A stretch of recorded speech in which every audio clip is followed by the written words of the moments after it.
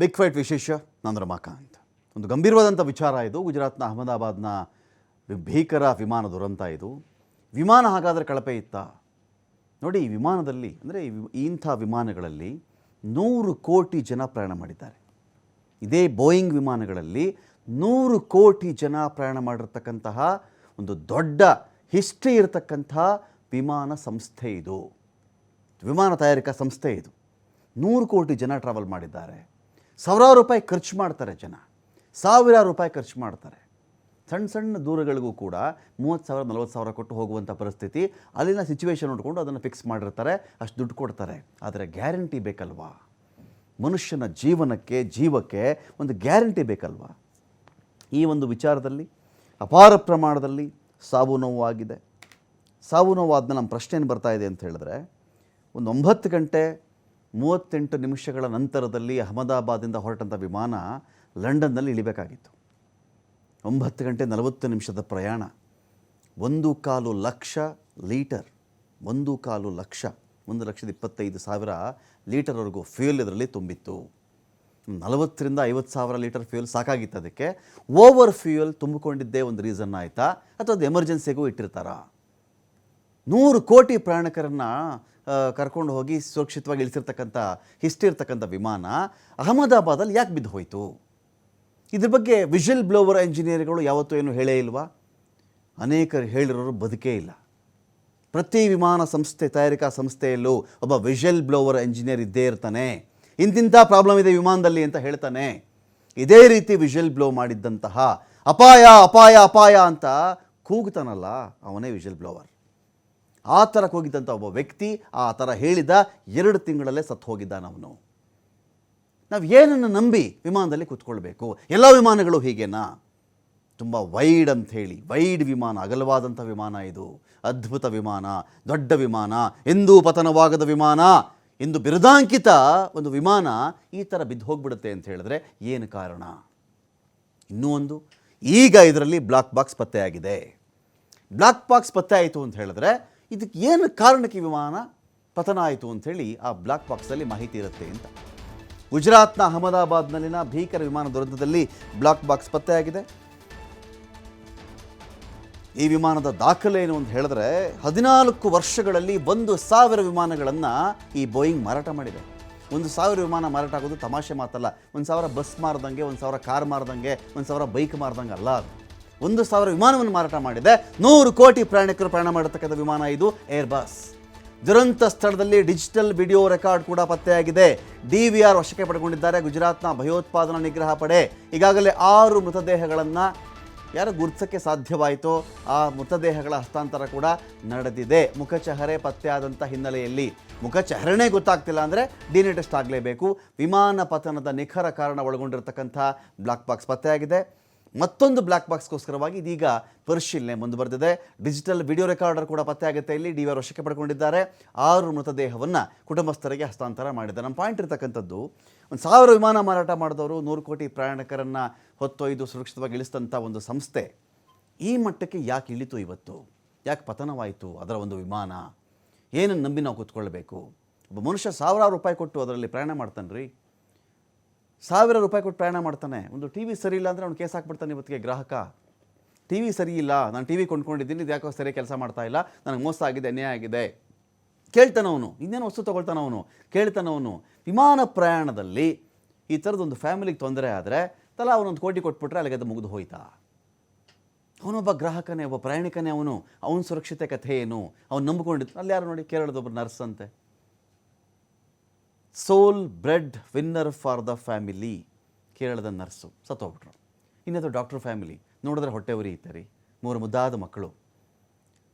ಇಂಡಿಯಾಗೆ good bye ಹೇಳಿ ಲಂಡನ್ನಲ್ಲಿ ಸೆಟಲ್ ಆಗಬೇಕು ಅಂಥೇಳಿ ವೈದ್ಯ ದಂಪತಿಯಲ್ಲಿ ಹೋಗ್ತಾ ಇದ್ರು ರೀ. ಮುಗಿದೋಯ್ತು ಅವ್ರ ಜೀವನ. ಅನೇಕ ಬ್ರಿಟಿಷ್ ಪ್ರಜೆಗಳು ಹೊರಟೋದ್ರು, ಕೆನಡಿಯನ್ ಹೊರಟೋಗ್ಬಿಟ್ರು, ಪೋರ್ಚುಗೀಸ್ ಸತ್ತು ಹೋಗ್ಬಿಟ್ರು. 169ವರೆಗೂ ಭಾರತೀಯರು ಅದರಲ್ಲಿ ತೀರ್ಕೊಂಡ್ರು. ಆ ಫ್ಲೈಟ್ ಬಿದ್ದಂಥ ಮೆಡಿಕಲ್ ಹಾಸ್ಟೆಲ್ ಮೇಲೆ ಬಿತ್ತಲ್ಲ, ಅಲ್ಲಿ ಒಂದು 25-30 ಜನ ಅಲ್ಲಿ ತೀರ್ಕೊಂಡ್ಬಿಡ್ತಾರೆ. ಸೊ ಇದಕ್ಕೆಲ್ಲ ಹೇಗೆ, ಟೆಕ್ನಿಕಲಿ ಹೇಗೆ ಇದು? ಒಬ್ಬ ಪ್ರಯಾಣಿಕನ ಸುರಕ್ಷತೆಯ ಕಥೆ ಏನು? ಅವನ ಜೀವನದ ಭದ್ರತೆಯ ಕಥೆ ಏನು? ವಿಮಾನಗಳು ಬೀಳುವುದು ಯಾಕೆ? ಇದರಿಂದ ಕಾರಣಗಳು ಗೊತ್ತಾಗೋದು ಯಾವಾಗ? ಎಲ್ಲ ವಿಚಾರಕ್ಕೆ ಸಂಬಂಧಪಟ್ಟಂತೆ ಮಾತಾಡಲಿಕ್ಕೆ ನಮ್ಮೊಂದಿಗೆ ನಿವೃತ್ತ ಲೆಫ್ಟಿನೆಂಟ್ ಕರ್ನಲ್ ಸುನಿಲ್ ಇದ್ದಾರೆ. ಸುನಿಲ್, ಸ್ವಾಗತ ನಿಮಗೆ ಒಂದು ಡಿಬೇಟ್ಗೆ. ಮಂಗಳೂರು ಏರ್ಪೋರ್ಟ್ನ ಮಾಜಿ ನಿರ್ದೇಶಕರಾಗಿರ್ತಕ್ಕಂಥ ವಾಸುದೇವ್ ಅವರಿದ್ದಾರೆ. ವಾಸುದೇವ್ ಅವರೇ, ಸ್ವಾಗತ ನಿಮಗೆ ಒಂದು ಡಿಬೇಟ್ಗೆ.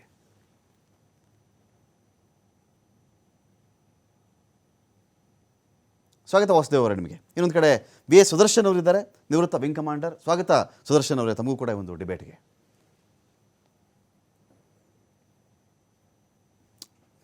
ಇದೀಗ ನಾನು ಮೊದಲಿಗೆ ವಾಸುದೇವ್ ಅವರ ಬಳಿ ಹೋಗ್ಬಿಡ್ತೀನಿ. ವಾಸುದೇವ್ ಅವರೇ, ನನ್ನೊಂದು ಪಾಯಿಂಟ್ ಇದೆ ಇಲ್ಲಿ. ವಿಮಾನ ಟೇಕ್ ಆಫ್ ಮತ್ತು ಲ್ಯಾಂಡಿಂಗ್ ಈ ವಿಚಾರ ಅಂತ ಬಂದಾಗ ಬಹಳ ಕ್ರೂಷಿಯಲ್ ಟೈಮ್ ಅದು ಅಂತ ಹೇಳಿ ಅನೇಕ ಬಾರಿ ಅದಾದಮೇಲೆ ಅದು ಸೆಟಲ್ ಆದಮೇಲೆ ATCಯ ತುಂಬ ದೊಡ್ಡ ಕೆಲಸ ಅವಾಗಿರಲ್ಲ, ಲ್ಯಾಂಡಿಂಗ್ ಮತ್ತು ಟೇಕ್ ಆಫಲ್ಲಿ ಮತ್ತು ತುಂಬ ಕೆಲಸ ಇರುತ್ತೆ ಅಂಥೇಳಿ ATCಯ ಸಿಚುವೇಷನಲ್ ಕಂಡೀಷನ್ ವಿಚಾರಕ್ಕೆ ಸಂಬಂಧಪಟ್ಟಂತಹ ಕೆಲವು ರಾಂಗ್ ಸಿಗ್ನಲ್ಗಳ ಕಾರಣದಿಂದಾಗಿ ಸುಮಾರು 5,000 ವಿಮಾನದ ಅಪಘಾತಗಳಾಗಿದೆ ಅಂತ ನಾನು ಕೇಳ್ಪಟ್ಟಿದ್ದೀನಿ. 5,000 ವಿಮಾನ ಅಪಘಾತಗಳು ATC ಸಿಗ್ನಲ್ಲೇ ಸರಿಯಾಗಿ ಅವ್ರು ಕೊಡಲಿಲ್ಲ, ಮೆಸೇಜ್ ಸರಿಯಾಗಿ ಪಾಸ್ ಮಾಡಲಿಲ್ಲ, ಅಥವಾ ಲೇಟಾಗಿ ಪಾಸ್ ಮಾಡಿದ್ರು, ಅಥವಾ ಸಂದೇಶವೇ ಬರಲಿಲ್ಲ ಅನ್ನೋ ಕಾರಣಗಳಿಗಾಗಿ.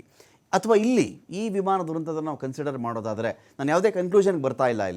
ಇದರಲ್ಲಿ ATCಯ ಸಮಸ್ಯೆ ಇದ್ದಿರಬಹುದಾ, ಅಥವಾ ಒಬ್ಬ ನುರಿತ ಪೈಲಟ್ನ ಮಿಸ್ಟೇಕ್ಸ್ ಇದ್ದಿರಬಹುದಾ, ಅಥವಾ ರನ್ವೇಯನ್ನು ಆ ವಿಮಾನ ಟೇಕ್ ಆಫ್ ಆಗುವುದಕ್ಕೆ ಎಷ್ಟು ವೇಗ ಬೇಕಾಗಿತ್ತೋ ಅಷ್ಟು ವೇಗವನ್ನು ಜನರೇಟ್ ಮಾಡಲಿಕ್ಕೆ ಪೈಲಟ್ ತೆಗೆದುಕೊಂಡಂತಹ ಸಮಯ ಬಹಳ ಕಡಿಮೆ ಆಗಿಬಿಡ್ತಾ ರನ್ವೇನೇ ಸರಿಯಾಗಿ ಬಳಸ್ತಿಲ್ವಾ?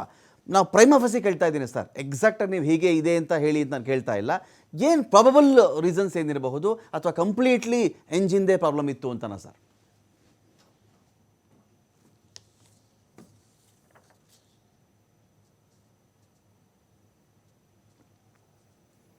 ಇದು ಟೇಕ್ ಆಫ್ ಹಂತದಲ್ಲಿ ಆಗಿರ್ತಕ್ಕಂತಹ ಒಂದು ಮೊದಲನೇ 50-60 ಸೆಕೆಂಡುಗಳಲ್ಲಿ ನಡೆದು ಹೋಗಿರ್ತಕ್ಕಂತಹ ಘಟನೆ ಆಗಿದ್ರೂನು ಅಲ್ಲಿ ಅದಕ್ಕೆ ಮುಂಚೆ ಏನೇನ್ ಚೆಕ್ ಮಾಡಿದ್ದಾರೆ ಆ ಚೆಕ್ಗಳನ್ನ ಮಾಡಿರೋದ್ರ ಪ್ರಕಾರ ಏನಾದ್ರೂ ಇಂಡಿಕೇಟರ್ ತಪ್ಪಿದ್ರೆ ಅಥವಾ ಇಂಡಿಕೇಟರ್ ರಾಂಗ್ ಇಂಡಿಕೇಶನ್ ಕೊಟ್ಟಿದ್ರೆ ಅದನ್ನ ನಾವು ಈ ಬ್ಲಾಕ್ ಬಾಕ್ಸ್ ಗಳಿಂದ ಕಂಡುಹಿಡಿಯಬಹುದು. ಹಾಗಾಗಿ ಕಮ್ಯುನಿಕೇಶನ್ ನಲ್ಲಿ ಏನಾದ್ರೂ ತೊಂದರೆಗಳು ಆಗಿದ್ರೆ ಏರ್ ಟ್ರಾಫಿಕ್ ಕಂಟ್ರೋಲ್ ಇಂದ ಬೇರೆ ಬೇರೆ ಮೂಲಗಳಿಂದ ಏನು ಮಾತುಕತೆಗಳು ನಡೆದಿರುತ್ತೆ ಅವುಗಳನ್ನೆಲ್ಲ ಕಂಡು ಹಿಡಿಯೋದಿಕ್ಕೆ ಬ್ಲಾಕ್ ಬಾಕ್ಸ್ ಹೆಲ್ಪ್ ಮಾಡುತ್ತೆ.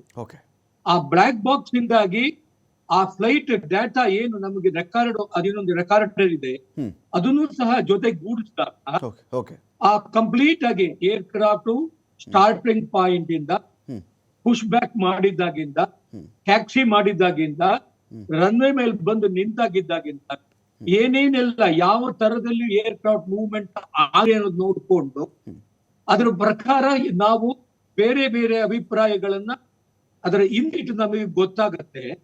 ಆ ಇನ್ಸೈಟ್ ಇಂದಾಗಿ ಏರ್ ಕ್ರಾಫ್ಟ್ ಸರಿಯಾದ ರೀತಿಯಲ್ಲಿ ಬಿಹೇವ್ ಮಾಡಿದೆಯೋ ಮಾಡ್ತಾ ಇರ್ಲಿಲ್ವೋ, ಪೈಲಟಿನ ಬಿಹೇವಿಯರ್ ಅದಕ್ಕೆ ಸರಿಯಾದ ಪ್ರತಿಕ್ರಿಯೆ ಕೊಟ್ಟಿದ್ದಾರೋ ಇಲ್ವೋ, ಇವೆಲ್ಲವುಗಳನ್ನ ಇನ್ವೆಸ್ಟಿಗೇಷನ್ ಮಾಡೋದಿಕ್ಕೆ ಬ್ಲಾಕ್ ಬಾಕ್ಸ್ ಅನುಕೂಲ ಮಾಡುತ್ತೆ. ಅಹಮದಾಬಾದ್ ನಲ್ಲಿ ಏನೊಂದು ಸಿಚುವೇಶನ್ ಇದೆ, ಅಲ್ಲಿ ಹದ್ದುಗಳು ಜಾಸ್ತಿ ಅಲ್ಲಿ ಇರ್ತವೆ, ವಲ್ಚರ್ಸ್ ಇದ್ದಾವೆ. ಇದು ಈ ಕಾಲದಲ್ಲಿ ಸಿಕ್ಕಾಪಟ್ಟೆ ಬಿಸಿ ಇರೋದ್ರಿಂದ, ಉಷ್ಣ ಇರೋದ್ರಿಂದ ಅಲ್ಲಿ ಹದ್ದುಗಳು ಹಾರಾಟ ಜಾಸ್ತಿ ಇರುತ್ತೆ. ರನ್ವೇ ಮೇಲೆ ಬಂದು ಅವು ವಿಶ್ರಾಂತಿ ತಗೊಳ್ತಾ ಇರ್ತವೆ. ಆ ಸಂದರ್ಭದಲ್ಲಿ ಏನಾದ್ರು 2 ಎಂಜಿನ್ಗಳಿಗೆ ಹದ್ದುಗಳು ಹೊಡೆದಿದ್ಯಾ ಅಂತನೋ ಒಂದು ಪ್ರಶ್ನೆ, ಅದು ಡೌಟ್ಫುಲ್. ಯಾಕೆಂತಂದ್ರೆ ಯಾವುದೇ ATC ಅವರು ಈ ಹದ್ದುಗಳನ್ನ, ಈ ಪಕ್ಷಿಗಳನ್ನ ಚೇಸ್ ಮಾಡ್ದೇನೆ ಟೇಕ್ ಆಫ್ ಕ್ಲಿಯರೆನ್ಸ್ ಅನ್ನ ಕೊಡುವುದಿಲ್ಲ ಸಾಮಾನ್ಯ. ಸರ್ದಾರ್ ನಗರದಲ್ಲಿ ಹದ್ದುಗಳ ಹಾರಾಟ ಜಾಸ್ತಿ ಇದೆ ಅಹಮದಾಬಾದ್ ನಲ್ಲಿ. ಇದು ನಾವೆಲ್ಲ ಗಮನಿಸ್ತಿರ್ತಕ್ಕಂಥ ವಿಷಯ, ವರ್ಷಗಳಿಂದ ನಾವು ಕಂಡಿಡಿದಿದ್ವಿ.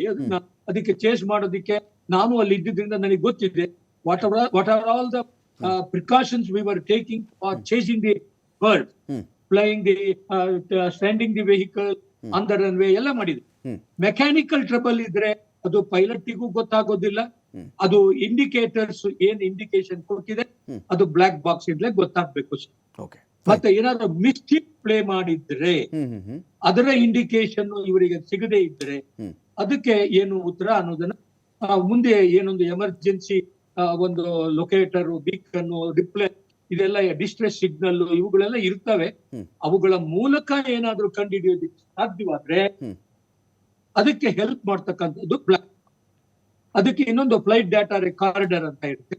ಏರ್ಕ್ರಾಫ್ಟ್ ಟೈರ್ಗಳು ಯಾವ ತರದಲ್ಲಿ ಹೋದವು, ಯಾವ ತರದಲ್ಲಿ ರನ್ವೇ ಮೇಲೆ ಸೆಂಟ್ರಲ್ ಲೈನ್ ಇಂದ ಎಷ್ಟು ದೂರದಲ್ಲಿದ್ದು, ಇವೆಲ್ಲದನ್ನು ಅದು ರೆಕಾರ್ಡ್ ಮಾಡುತ್ತೆ. ಹಾಗಾಗಿ ಪ್ರತಿಯೊಂದು ಮೂವ್ಮೆಂಟ್ ಏರ್ ಟ್ರಾಫಿಕ್ ಕಂಟ್ರೋಲರ್ ಜೊತೆಗೆ ಮಾಡಿರ್ತಕ್ಕಂಥ ಕಮ್ಯುನಿಕೇಶನ್ ಪ್ರತಿಯೊಂದು ಸಹ ಅಲ್ಲಿ ರೆಕಾರ್ಡ್ ಆಗಿರುತ್ತೆ.